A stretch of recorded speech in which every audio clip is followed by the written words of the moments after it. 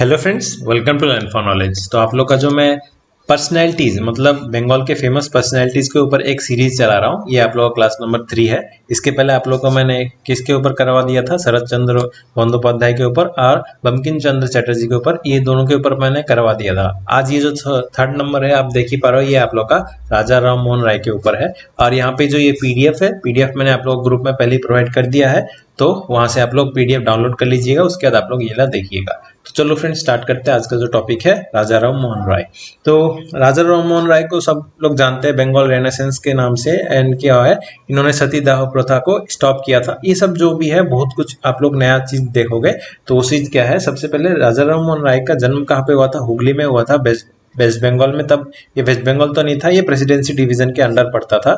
तो ये आप लोग का हुगली डिस्ट्रिक्ट में हुआ था। देन उसके बाद ये कौन से क्लैन से बिलोंग करते थे? वैष्णविज्म से बिलोंग करते थे। मतलब ये ब्राह्मण थे बेसिकली, अगर बोला जाए ये ब्राह्मण थे। देन उसके बाद क्या हुआ, इनको पढ़ाई के लिए हायर एजुकेशन के लिए पटना भेजा गया, हायर एजुकेशन स्टडीज के लिए। वहां पे उन्होंने 15 साल के एज में ही 4-5 लैंग्वेजेस एक साथ सीख लिए। बंगाली तो सीखा ही सीखा, देन उसके बाद पर्शियन, अरबिक एंड संस्कृत ये सब सीखा, और इंग्लिश भी इन्होंने सीखा। तो यहाँ पे बहुत सारे लैंग्वेज उनको पता था, इससे पता लग रहा है। देन उसके बाद क्या बोला जाता है, उसके बाद बोला जाता है ये Raja Ram Mohan Roy was against idol worship and orthodox Hindu rituals. मतलब वो ऑर्थोडॉक्स हिंदू रिचुअल्स जो हम लोग का ना, मतलब कट्टरपंथी या आप बोल सकते हो अंधविश्वासी, इन सब चीजों को, तो इन सब चीजों के खिलाफ थे। और जो रिचुअल्स चलते थे जिसका कुछ मीनिंग नहीं है, उसका मतलब कुछ नहीं है, तो ये सब रिचुअल्स के अगेंस्ट थे।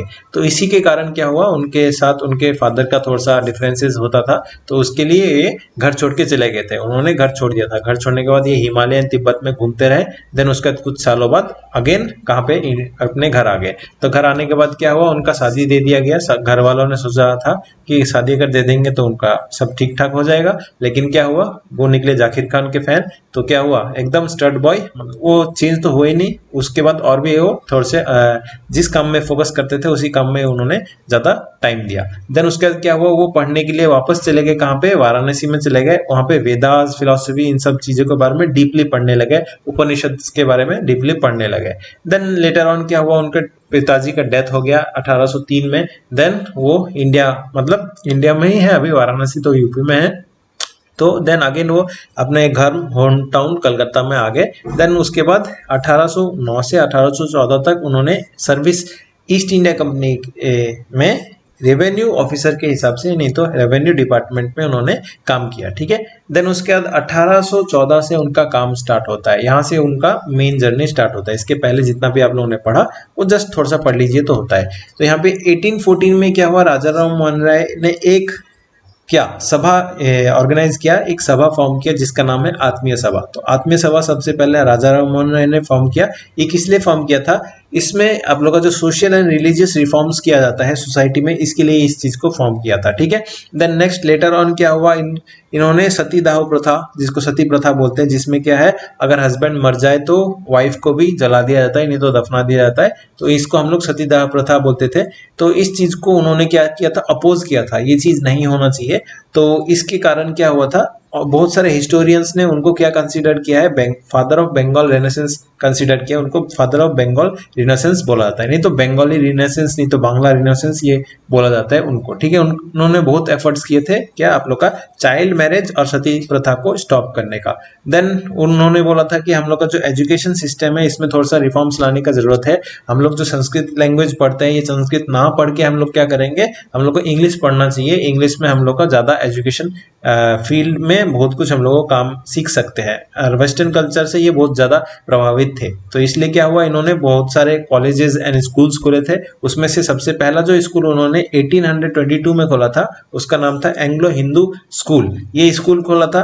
और एक चीज क्या था, इन्होंने एजुकेशन, इंग्लिश एजुकेशन के लिए कॉलेज भी खोला था, जिसका नाम है वेदांता कॉलेज, जो 1825 में खोला गया था। और यहाँ पे और एक चीज मैं बता दूं आप लोग को, ये सब जो डेटाज है, डेट्स है ना, एकदम एग्जैक्ट डेट है, एक भी गलत नहीं है। क्योंकि यहाँ पे ये सब जो मैंने लिया है वेस्ट बंगाल का स्टेट जो बोर्ड है ना, स्टेट बोर्ड जो लोग बुक्स बनाते हैं उनके मैंने साइड से ये सब कॉपी पेस्ट मारा है, और जो कुछ थोड़े से इंपॉर्टेंट मेरे को लगे जो आप लोग को एक्स्ट्रा देना चाहिए वो सब मैंने आप लोग को यहाँ पे प्रोवाइड किया है। ठीक है, तो यहाँ पे ये हो गया, उन्होंने एक स्कूल बनाया था 1822 में, एंग्लो हिंदू स्कूल, और एक आप लोग का कॉलेज बनाया था वो है वेदांता कॉलेज 1825 में बनाया था। देन उसके बाद इनको क्या बोला जाता था, father of Indian language journalism बोला जाता था। फादर ऑफ इंडियन जर्नलिज्म किसको बोला जाता है, जेम्स अगस्टस हिक्की को, जिन्होंने बंगाल गैजेट तैयार किया था, फॉर्म किया था, तो इसलिए जेम्स अगस्टस हिक्की को फादर ऑफ इंडियन जर्नलिज्म बोला जाता है। बट इंडियन लैंग्वेज जर्नलिज्म अगर बोलेंगे तो इनको ही बोला जाता है, क्योंकि क्या है, इन्होंने एक न्यूज़पेपर और एक जर्नल इन्होंने बनाया था। तो सबसे पहला जो न्यूज़पेपर इन्होंने बनाया था वो था संवाद कायमुदी, जिसमें सती प्रथा के अगेंस्ट जो भी कुछ करना है या जो भी कुछ के बारे में ये सब उन्होंने लिखा था संवाद कायमुदी में। ये बंगाली लैंग्वेज में था और 1821 में ये लिखा गया था। और नेक्स्ट है जर्नल, ये जर्नल बनाया था उन्होंने, क्या एवरी फ्राइडे को ये रिलीज किया जाता था। ये मिरातुल अकबर, ये पर्शियन लैंग्वेज में था और इसको 1822 में पब्लिश किया गया था। ठीक है, तो इसलिए इनको क्या और एक नाम दिया गया था, हेराल्ड ऑफ न्यू एज भी नाम दिया गया था, herald of new age. Then later on क्या हुआ, ब्राह्मो समाज फॉर्म किया उन्होंने कितना साल में, कोलकाता में 1824 में फॉर्म किया। डेट भी अगर आपको याद करना है तो देख लीजिएगा, डेट पूछा नहीं जाता, डायरेक्ट पूछेंगे। ब्राह्मो समाज किसने फाउंड किया, फाउंडर कौन थे, राजा राम मोहन राय थे। कहाँ पे फाउंड किया, कोलकाता में फाउंड किया, और ये कब किया था, 1828 में फाउंड किया था। तो उसके बाद क्या हुआ, राजा राम मोहन राय ने बहुत काम किया था किसके ऊपर, सतीदाह प्रथा को स्टॉप करने का, सती प्रथा स्टॉप करने का, चाइल्ड मैरिज स्टॉप करने का। तो सती सिस्टम को ही फिर देन धीरे धीरे क्या हुआ, ब्रिटिश ने भी किया कि हाँ ये सब चीज हम लोग को स्टॉप होना चाहिए। तो इसके लिए उन्होंने, ब्रिटिश गवर्नमेंट ने 1829 में सती सिस्टम को एकदम फुल्ली एबॉलिश कर दिया। तो इसमें ये जो एबॉलिश किया था उस टाइम जो गवर्नर जनरल थे उनका नाम क्या था, लॉर्ड विलियम बेंटिंक था। ठीक है, तो ये हो गया आप लोग का सतीदाह प्रथा यहाँ पे स्टॉप होता। कब हुआ था, 1829 में गवर्नर लॉर्ड विलियम बेंटिक ने इसको स्टॉप किया था, और इसके ऊपर जो मेन काम किया था वो राजा राम मोहन राय जी ने किया था, तो एबोलिश किया था सती प्रथा को।